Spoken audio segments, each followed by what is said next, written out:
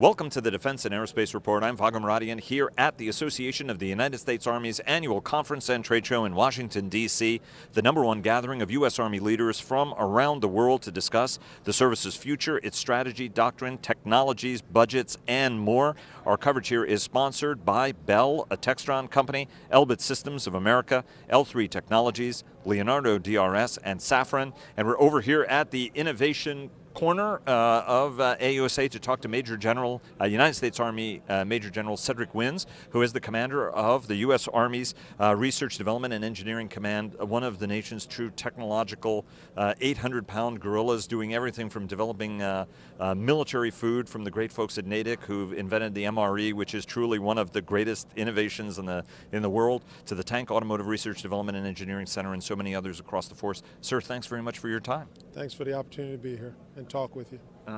So you've been on the job 2 years. It's been an extraordinary time, new focus of great power competition. So at the same time, all of the engineering research labs and everything that's under your watch is now gearing up for great power competition. Talk to us about how that shift and change to an earlier time in your career when the Cold War was still going on and everybody was focused on that great power competition, what it's meant for your command and your priorities. Okay, so I think that what it means for RDECOM as a command is it kind of brings us back to some of the ways that the Army has previously done technology development and making sure that the efforts that were going on both in the research areas as well as the tech development areas were clearly focused on a set of priorities for the Army. So if you go back to a time in the early 70s and 80s, we had the Big Five that were coming about, and so they were largely focused on the capabilities that followed our doctrine of how the Army was going to be able to fight and win in a contested environment. Fast forward to where we are now after 17 years of conflict, where we were largely focused on insurgency operations, and now we recognize, having looked at the threat and looked at the capabilities that our potential adversaries would have if there was a peer-to-peer fight to occur, we look and we notice that in some areas we have lost overmatch. And so in those areas where we feel as though we've lost overmatch, we clearly want to regain those areas. And in the areas where we have overmatch, we want to continue to maintain those areas. So what that has allowed us to do is follow and understand the priorities that the Army senior leaders, the Chief of Staff of the Army and the Secretary of the Army, have come up with as the modernization priorities. There, as you know, are 6 primary modernization priorities, and then there's 2 that I refer to as cross-cutting because they cut across the full span of those 6 modernization priorities. Soldier lethality, which is enhancing the capabilities of the soldier in live, virtual, and constructive environments, and then assured PNT. The others, as you know, are future vertical lift, long-range precision fires, next generation combat vehicle, air and missile defense, and a resilient network, and soldier lethality. Let me ask you that agility is something that's very, very important for the force. All across you hear how, Secretary Esper, we talked to him a little bit today about stripping away unnecessary requirements. Well-intentioned perhaps in their day, but things that are getting in the way of being able to move more quickly. Talk to us a little bit about how you're moving more quickly in your command. What are some of the trade-offs that you're making in order to be able to accelerate some of these timelines? Because at the end of the day, time is money, and money is one of the most precious commodities we have. So one thing about the area that RDECOM operates in is it's not just about the technology development, and that's one thing a lot of times folks, even some folks within the Army, don't fully understand. So on the concept side of how things are being developed, oftentimes the technologists, I'll refer to them as technologists, they have the ability to sit down and work with concept development folks, and as they are beginning to mature and develop the concepts, they have an opportunity to allow them to hear and understand where the advances are in technology and where the potential shortfalls in technology might be and how long it'll take for those technologies to mature. A lot of times that's in the research areas and having a basic understanding of how those things are maturing and how fast they'll mature. Within another part of what we do is we actually do development of technology. Oftentimes we do that technology in partnership with academic institutions, as well as doing that development with industry partners. Very rarely is the technology that we produce done in a very, very stovepipe fashion. So if you think about a ground vehicle, a ground platform, well, that ground platform, in order to have a fully functioning capability, it has to have some type of lethality package. So you're talking about two research and development centers there collaborating and working together to deliver a capability. Tank and Automotive Research Development Center and the Armaments Research Development Center. Okay, and then if you add into that the need for sensors, if you're talking about protection, a lot of that protection starts in the lab, which means you've got the Army Research Lab involved. Okay, and then if you start talking about or thinking about the sensors that you'll have to build around that platform, that involves our communications electronics, where they are world-renowned for the work that they do in sensor technology. So many times with many of our platforms, as will occur with these modernization priorities, the ability to deliver on a technology that will produce a capability is going to have to occur through collaboration and integration. And so we're going to have to bring the whole of what we do, not only from inside the Army, but also with the joint community and with industry partners, both national and international partners, to search and seek out the best technology that's available to us. You know, you mentioned, and I want to go back because I jumped ahead to my question, but I want to ask, where do you think the United States still maintains overmatch?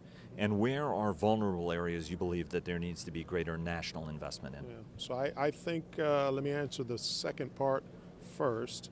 I think that we recognize that certainly in certain areas, given the type of operational employment that we envision our threats employing, we think that we have lost some overmatch in our long-range fires. We, arguably our artillery systems, our cannon systems, go out to a range of about 30 kilometers.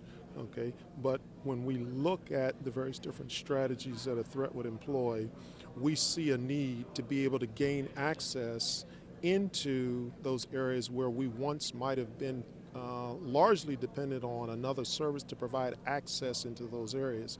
We see a need where, at least at the initial outset, a capability for an extended long-range fire capability would be necessary. So I would say that it is an area where we are now looking at the maturity of what the threat has been able to do and what the technical limits are for us, which have now extended, and we think that there's a need to regain overmatch in our long-range fires. We've also noticed that there are just certain advances that we believe from a technology standpoint we might be able to take advantage of, like robotics, like artificial intelligence, to reduce the burden, the cognitive load on soldiers, so that the decision making can be much quicker, the response can be of a greater effect, and our ability to impose our will on an adversary is tied to how those systems perform and what we can get out of them to get a better performing soldier. And how does, what are the most, from your standpoint, most promising technologies? Because we're in an era of technological revolution, right from what exists in our pocket. Granted, there are security challenges associated with it because you have to look at the provenance of where the technology comes from and the potential problems associated with that. But looking across your portfolio, where are the most exciting technological areas that you think are ripe for to contribute most meaningfully to the Army mission? I think in the area of artificial intelligence, certainly, again, that will give our soldiers ability to do a range of things, from logistics operations that can occur where you have machine learning that eases the burden on some of the routine functions that a soldier might perform, where you can have autonomous systems, robotic systems that can perform some of the dull, dirty, and dangerous work that we would typically expect soldiers to perform. I think that's another area, robotics. I think that clearly any advances that we can make in increasing the lethality that we can put in the hands of our soldiers, either in the form of the individual soldier or in our platforms, is always going to be something that we're going to be looking to strive to make improvements on. With our aviation platforms, the ability for our platforms in aviation to fly further, right, and to have more agility at the point in time when they're either delivering soldiers, picking up soldiers, or having to engage a target. That's going to be very, very important as well. And then with our artillery systems, both rocket and artillery, is getting out to those extended ranges and having the precision of those weapon systems to be able to identify targets, discriminate targets, and attack targets, and get the right types of effect that will destroy or neutralize targets. How is the new Futures Command? You know, that's one of the questions that has come up time and again here. Mm-hmm. You know, folks are like, look, we understand what it is, we can understand the importance of the mission to be this sort of innovative focal point. At the same time, there are folks who say, well, wait a minute, what does that do for the conventional acquisition system? What does that do for the traditional engineering, research, and development and engineering infrastructure? From your standpoint, how does Futures Command change what you're going to be doing on a daily basis? Yeah, I think that the key to what we should expect from Futures Command is what the Chief and the Secretary have talked about, the need to have unity of effort and unity of command housed under one four-star organization where the understanding of how you get to a modernized Army occurs from concept to capability. And all the things that you have to do once a system is fielded in terms of sustaining.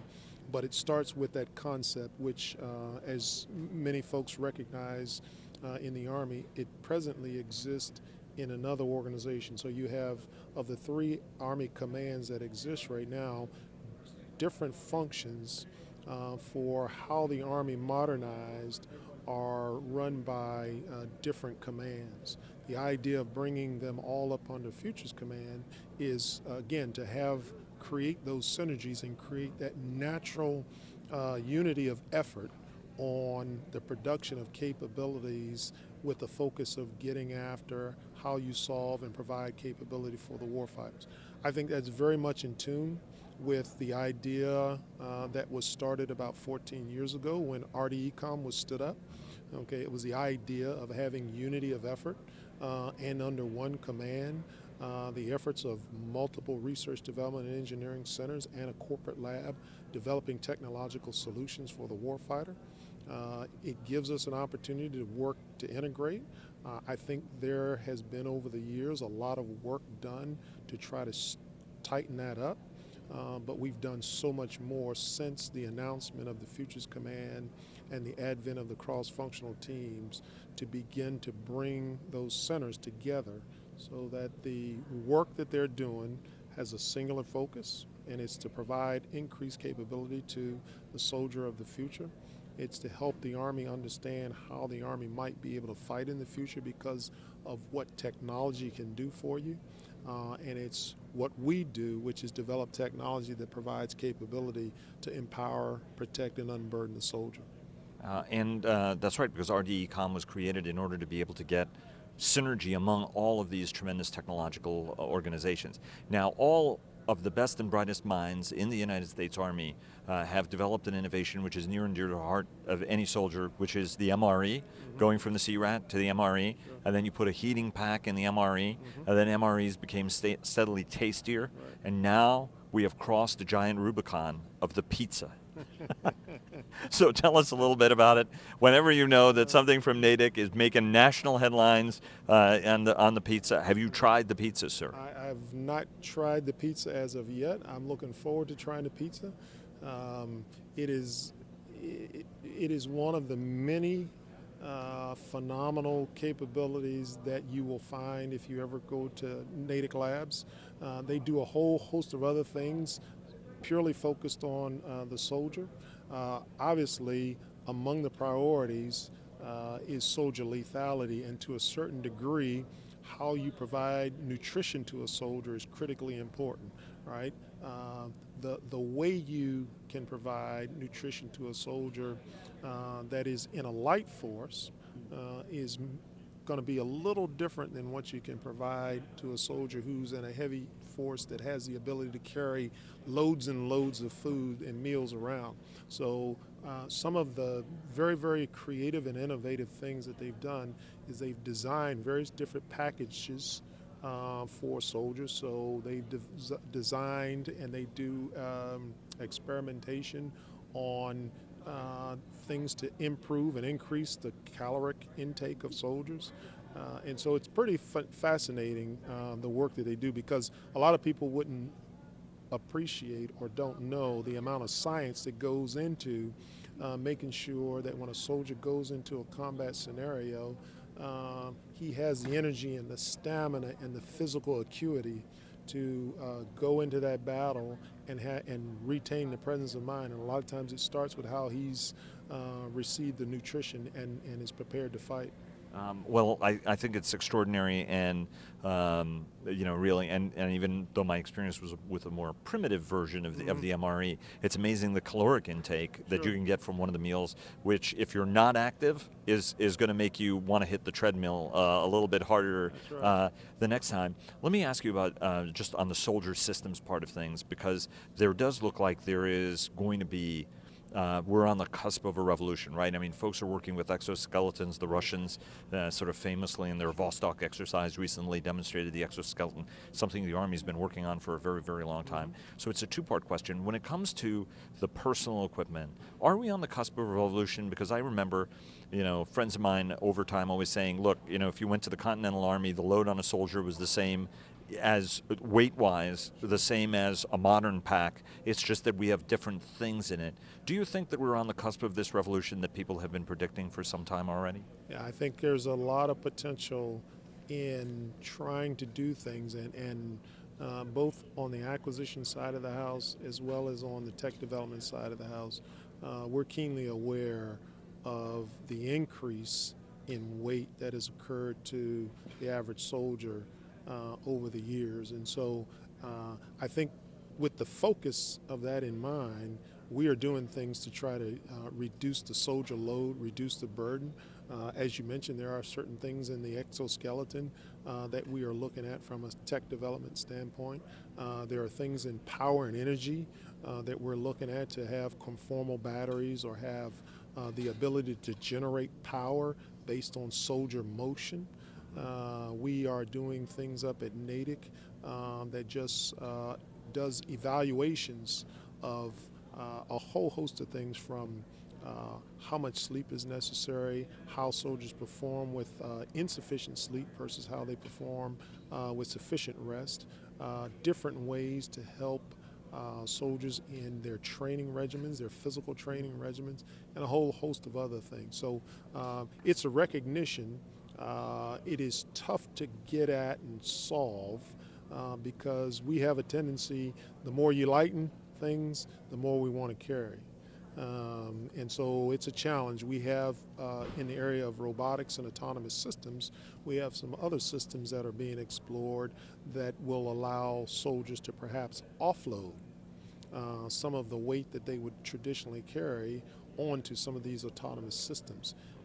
Those are the types of things that we're looking at. And then again, the other part is it's all about how you conduct your training and how you work in your tactics, techniques, and procedures as to whether you can afford to offload and keep at a relative safe distance your equipment to be called forward at a point in need through an autonomous system versus going into battle with only the essential stuff that you need to go in and fight and win with. I was going to say that you know, if you consider that if you cut the handle of your toothbrush off, a soldier's going to figure like, well, how many more rounds can I get on that, or can I carry a couple of more batteries on that from the weight I'm saving? Let me ask you one last question. While I was getting ready for this interview, somebody said, hey, you have to ask the General about how, what you're doing in order to be able to partner better with industry, because you've got all this rich civilian, commercial, university technology development that's happening, and what you're interested in doing is sort of having that overwatch, but also getting and building these partnerships to get the best ideas to the hands of the soldier. How are you doing that? So discovery and innovation is critically important, particularly when we start talking about trying to come up with the technologies that will allow us to achieve the full capabilities of the modernization priorities. We have a number of different agreements that we can put in place, and we have in place with industry partners. We have what we call cooperative research and development agreements. We have data sharing agreements. We have project agreements. Some of these agreements we work not only with industry partners, but we work them with international partners as well, both academic institutions. My command has a reach of about 80 different locations in the CONUS and about another 20 globally, where we are always out looking for various different technologies and opportunity to partner. Similarly, we do some work with small businesses, small business initiatives, SBIRs and STTRs, which are tech research initiatives where we readily welcome small businesses with great ideas that can help solve military problems to come in, have conversations with us to develop their idea or mature their idea, and see if those ideas can translate into a technology that we need. One of the other big things that we have done with the research lab is the open campus arrangements that we have. So when you think about what's going on down in Austin, Texas, and the outreach that they are trying to achieve, a lot of that started with an open campus that was initiated by Army Research Lab called ARL South in Austin, Texas. And so a lot of the discovery that is going on from an academic standpoint, from the standpoint of partnering with academic institutions, some of that work is already been ongoing. What I think we are trying to achieve with the establishment of Futures Command is to get more of it going, to make it more robust and beneficial to us. We've also got research lab open campuses out on the West Coast. We opened up two last year, last fiscal year. One in the Chicago area, and then up in the Northeast in the Boston area. Eric partnered with Northeastern University and the University of Chicago. So those are just some of the examples of the type of outreach that we're trying to achieve. And it's just about being in the proximity of where we believe the most talent and the greatest level of expertise exists in certain areas, and kind of defining for them some of the problems that we're having, seeing what type of partnership or what type of arrangement they think would be of mutual benefit, and then sitting down and crafting something that is will work for both parties and going after those technologies. Let me ask you one last question, because this has always been a topic of debate. You know, no amount of resources are always finite. How do you decide what is the technology the Army has to invest in to advance, and what you don't, for example? For example, a friend of mine for a long time was saying, look, when it comes to automotive technology, the Army should leave that to automakers, right? They will advance the state of the art in fuel cells and a whole bunch of other things much faster. You know, and Elon Musk will drive electric power far faster, and that the Army should get and benefit from that once it fully matures. What are some of the rules of thumb you and the command uses to decide, hey, look, this is something that deserves a lot of investment on our standpoint, from our standpoint. This is what, you know, we can afford to piggyback off of commercial industry. I would say the buzzwords for me are, we want to identify those areas where, based on the core competencies that we have and the skill set that we have and the understanding of military problems that we have, there are certain areas where we have to lead. right? We have to lead in the development of technology. Then there's a lot of other areas where we believe that industry is far out in front of us. We've been watching other folks do it either within the Army, and it's more important to collaborate, and so we want to leverage those opportunities. And then the last thing is, in some areas, like for example some parts of artificial intelligence, we want to watch. We want to watch how the development is going. Maybe the maturity is not quite there to solve a military problem, but we know that commercially there are significant advances being made, and those advances are being made very, very rapidly. So we want to watch and partner with folks, and then as those capabilities mature, or as our understanding matures in terms of what we need, then we figure out a way to bring that development into or work with a partner to mature that technology. So it's really lead, leverage, and watch. Collaborate with folks, use the vehicles that we have to enable that collaboration, understand the difference between there are times when we need to be very, very innovative, and innovative is certainly what we're striving for, but there's still a fair amount of discovery that has to continue to occur when you start thinking about what's going to be the next technologies that we're going to need 20, 30 years down the road. Major General Cedrick Wins, the commander of the United States Army's Research, Development, and Engineering Command, sir. Thanks very much. Really enjoyed the conversation. You have an extraordinary organization that you're leading. Thank you very much. I'm very proud of the folks. 14,000 fabulous, incredibly smart people. 10,000 of them are engineers, scientists, and technologists. Very proud. It's been one of the highlights of my career. Thank you. Thank you, sir.